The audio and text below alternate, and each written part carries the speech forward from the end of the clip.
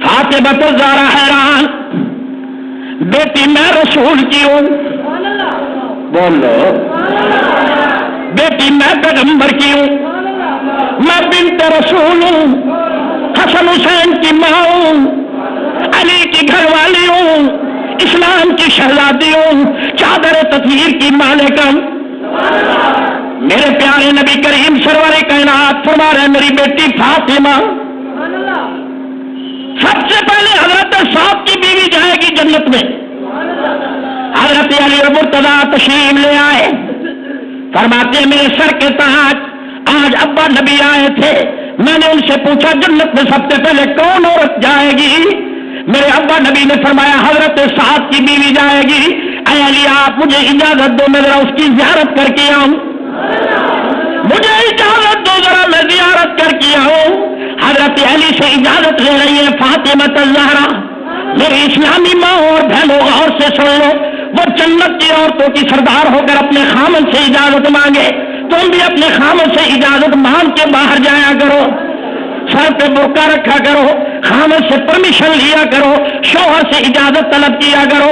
حضرت علی نے فرمایا فاطمہ حسن کو ساتھ لے لے، حسین کو ساتھ لے لے، دونوں شہزادے ساتھ ہیں، رات کا وقت ہے، خاتون جنت جا رہی ہیں، حضرت سعد کی بیوی کی زیارت کرنے کے لیے جا رہے ہیں۔ جاؤ کہ دروازے پہ دستک دی، حضرت سعد کی بیوی کی بولی من دق الباب، دروازے پہ کون ہے؟ باہر سے فاطمہ الزہرا رضی اللہ تعالیٰ عنہا نے جواب دیا انا بنت رسول اللہ، میں رسول اللہ کی پاکیزہ بیٹی ہوں، میں فاطمہ الزہرا ہوں، میں علی کی گھر والی ہوں، میں حسن حسین کی ماں ہوں۔ حضرت سعد کی بیوی کہنے لگی میں بڑی خوش نصیب ہوں، آپ میرے دروازے پہ آئے ہیں، وجہ تو بتائیے۔ فرمایا دروازہ کھول میں وجہ بتاؤں گی۔ حضرت سعد کی بیوی کے رونے کی آواز آئی جو کہ کہتی ہے فاطمہ تو بڑی عزت والی ہے مگر میں مجبور ہوں، میرا خاوند کہہ کے گیا ہے جب تک میں واپس نہ آؤں دروازے کی کنڈی نہ کھولنا، جب تک میں نہ آؤں دروازہ کسی کے لیے نہ کھولنا، میں مجبور ہوں۔ تیرے ابا کا بیان ہے جو خاوند کی تابع دار ہوگی اس کی شفاعت کرنے والے احمد مختار ہوں گے۔ اللہ اکبر۔ میرے بزرگوں حضرت فاطمہ الزہرا فرماتی ہے اے سعد کی بیوی میں تیری زیارت کرنے آئی ہوں۔ حضرت سعد بن ابی وقاص کی بیوی کہتی ہے فاطمہ ناراض نہ ہونا، میں بڑی مجبور ہوں، میرا خاوند کہہ کے گیا ہے دروازہ کسی کے لیے نہ کھولنا، تیرے ابے نبی کا فرمان ہے۔ میرے بزرگوں فاطمہ الزہرا کی آنکھوں میں آنسو آ گئے، روتے روتے تشریف لے آئی۔ آپ نے فرمایا اے علی المرتضیٰ فرماتے ہیں اے فاطمہ حضرت سعد کی بیوی کو دیکھ آئی، حضرت فاطمہ الزہرا کی آنکھوں میں آنسو آ گئے، رو کے فرمایا حسین کی ابا کیا کرے؟ میں دروازے پہ گئی اس نے دروازہ کھولا ہی نہیں۔ حضرت فاطمہ کا وقت روتے گزرا، صبح کا وقت آیا، حضرت علی مسجد نبی میں گئے، رسول اللہ سے عرض کیا کہا آپ کی بیٹی نے رات روتے گزار دی ہے۔ میرے پیارے نبی مزمل والی کملی پہن کر اپنی بیٹی کے گھر آئے، اپنی بیٹی کو دیکھ کے فرمایا بیٹی جب تو پریشان ہوتی ہے میں محمد بھی پریشان ہو جاتا ہوں، بیٹی تو کس بات پر ہو رہی ہے؟ عرض کی ابا جان میں نے آپ سے پوچھا جنت میں کون پہنے جائے گا، عورتوں میں کون پہنے جائے گا؟ آپ نے فرمایا حضرت سعد کی بیوی جائے گی۔ میں نے کہا جاؤں میں اس کی زیارت کر کے آئی ہوں۔ میں جب دروازے پہ دستک دینے گئی اس نے کنڈی نہیں کھولی، اس نے دروازہ نہیں کھولا۔ حضور سرور کائنات نے جب یہ بات سنی حضور نے فرمایا بیٹی غم نہ کھا، یہی تو وہ عبادت ہے اللہ کو جو پسند آئی ہوئی ہے، وہ خاوند کی اتنی تابع دار ہے، وہ خاوند کی اتنی عزت کرتی ہے۔ اللہ تبارک و تعالیٰ سب سے پہلے عورتوں میں حضرت سعد کی بیوی کی گھر والی کو بھیجے گا۔ فاطمہ الزہرا نے سر جھکا لیا، آپ چپ ہو گئی۔ میرے نبی فرمایا فاطمہ تم شاید یہ سمجھتی ہوگی کہ تو جنت کی عورتوں کی سردار ہے، سب سے پہلے تو جائے گی۔ بیٹی غم نہ کر، جب حشر کا میدان ہوگا جس سواری پر تو میری بیٹی فاطمہ الزہرا بیٹھی ہوگی اس سواری کی لگام حضرت سعد کی بیوی کے ہاتھ میں ہوگی، وہ آگے آگے نوکرانی بن کے جائے گی تو پیچھے سردار بن کے جائے۔ اللہ اور جو رسول اللہ کو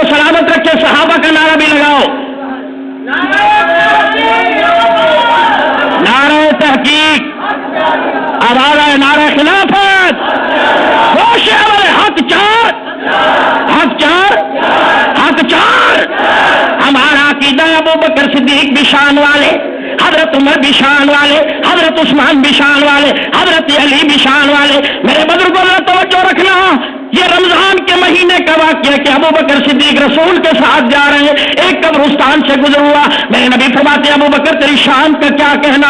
عرض کیا کہ میری کیا شان ہے؟ فرمایا جب قبرستان سے گزرے تیری داڑھی کا بال ٹوٹ کے قبرستان میں گرا، اللہ نے منع بھی کر دی ہے، او فرشتوں قبر والوں پہ عذاب ختم کر دو، میں ان کے اعمال کو دیکھوں یا اپنے نبی کے دوست ابو بکر صدیق کی داڑھی کا بال دیکھو۔ میرے بزرگوں، اسلام ایک تصور دیتا ہے جو شخص رسول کی اطاعت نہیں کرتا قیامت کے دن اس کی نجات نہیں ہوگی۔ حضرت عمر رضی اللہ تعالیٰ عنہ نے تورات پڑھی، نبی کا چہرہ سرخ ہو گیا۔ حضرت ابو بکر صدیق فرماتے دیکھتے نہیں ہو نبی کا چہرہ سرخ ہو گیا؟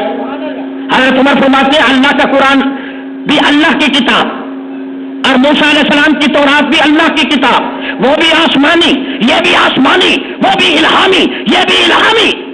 جب رسول نے یہ بات سنی تو سنو نبی کا فرمان، میرے نبی نے فرمایا لو کان موسیٰ حیا، اگر آج موسیٰ علیہ السلام بھی زندہ ہوتے، ظاہری حالت میں موجود ہوتے، اس سطح زمین پر ظاہری حالت میں ہوتے، وہ اپنی شریعت چھوڑ کر میں محمد کی شریعت پر عمل کرتے۔ میرے بزرگوں، پیغام نبوت یہ ہے، آخری جمعہ پیغام دے کے جا رہا ہے کہ رسول کے دین کو برحق مانو۔ ایک آدمی کرسی اقتدار پہ بیٹھا ہو، نماز بھی پڑھتا ہو، روزہ بھی رکھتا ہو، لیکن شریعت کا فیصلہ نہیں مانتا، قرآن کہتا ہے وہ پکا مومن نہیں ہے۔ فیصلہ ہوگا تو محمد رسول اللہ کا ہوگا۔ مدینہ کی مسجد میں جھگڑا ہو گیا ایک منافق کا اور ایک مومن کا، پیغام نبوت کی جھلکیاں دیکھیے، دونوں لڑ پڑے۔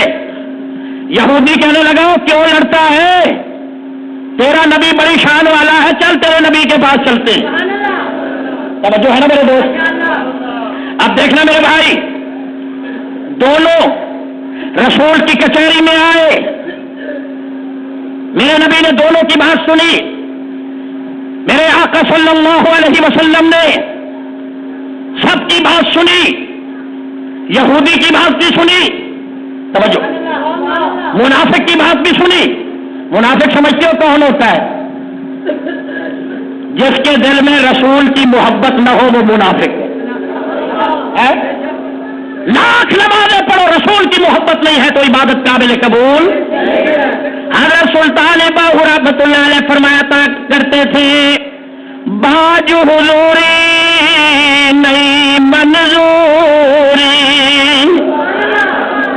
باج حضوری نئی منظوری، تھوڑے پڑھنے پہ بانگ سلادا، روزے نفل نماز گزارن تھوڑے جاگن ساری رات،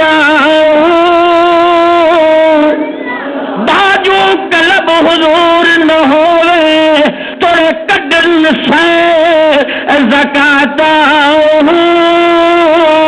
باجو کلب حضور نہ ہوئے حضرت باہو تنا تاثیر جماعت۔ ذرا جوش سے کہہ دو نا سبحان اللہ۔ اب دیکھنا نوجوانوں، دونوں حضور کی خدمت میں آئے، میرے نبی نے دونوں کی باتیں سن کے کہا کہ یہ زمین ہے یہودی کی۔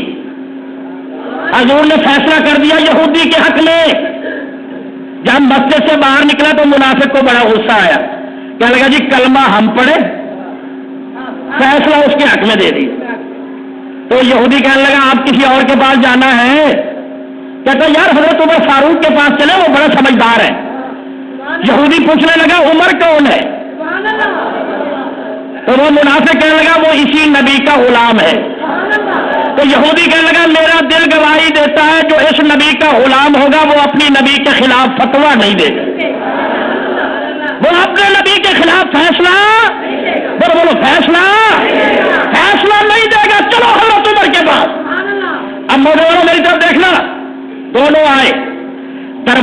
دستک ہوئی، اندر سے فاروق اعظم نے چڑھانی آواز میں فرمایا من دکل باب، دروازے پہ کون؟ انہوں نے کہا جی ہم آپ سے مسئلہ پوچھنے آئے ہیں۔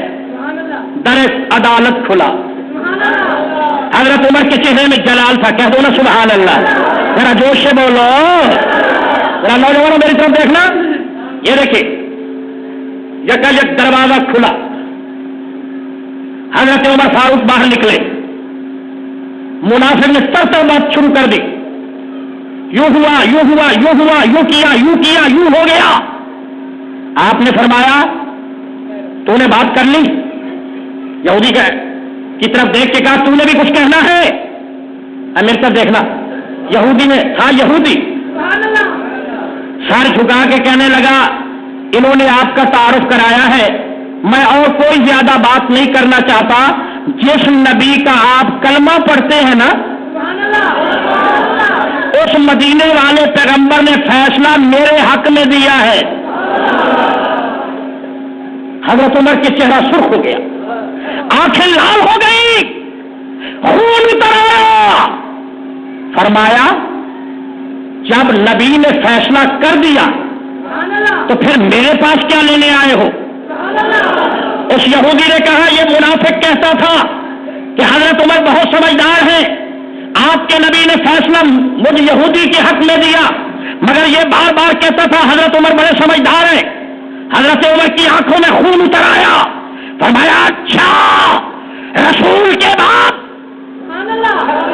نبی کے بعد تمہیں میرے فیصلے کی ضرورت پیش آئی، انتظار کرو میں ابھی تمہارا فیصلہ کرتا ہوں۔ گھر گئے، تلوار نیام سے باہر نکالی، باہر آ کر اس منافق کی گردن پہ رکھ کے زوردار وار کیا اور اس کی گردن تن سے جدا کر کے کہا جس کو میرے نبی کا فیصلہ منظور نہیں عمر کا فیصلہ یہ۔ اللہ اکبر،